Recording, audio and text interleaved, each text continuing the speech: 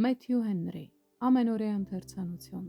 օր փետրվարի 19։ Որովհետև ով որ իմ հոր կամքը կատարե, որ երկնքումն է,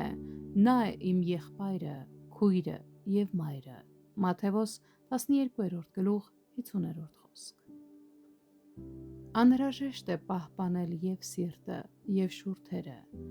Դիոտրեփեսի բնավորությունն ու հոգին լի էին հպարտությամբ և փառասիրությամբ։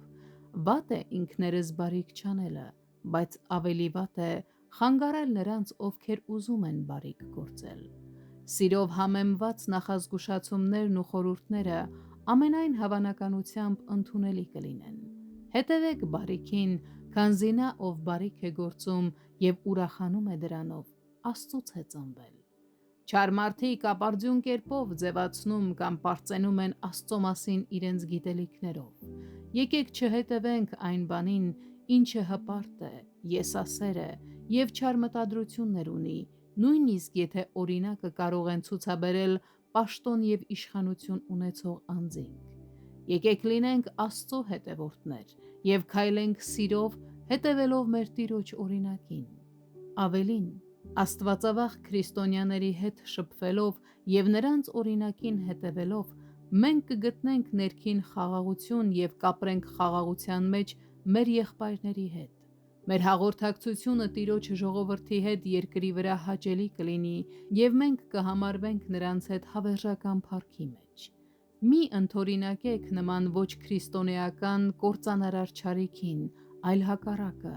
ձգտեք բարուն, իմաստությանը, մաքրությանը, խաղաղությանը և սիրուն։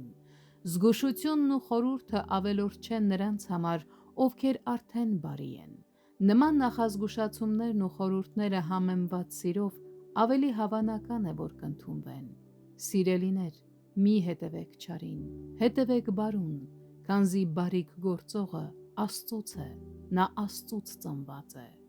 Բարության գործելակերպը Աստծո հետ մեր որդիական երջանիկ հարաբերությունների ապացույցն է։ Մի հետևեք չարին, քանզի նրանք, ովքեր չարիք են գործում, չեն տեսել Աստծուն և ճիշտ չեն հասկանում նրա սուրբ բնույթն ու կամքը։ Հիշեք, որ չարագործները ապարդյուն կերպով փորձելու են ձևացնել կամ պարծենալ Աստծո մասին իրենց գիտելիքներով։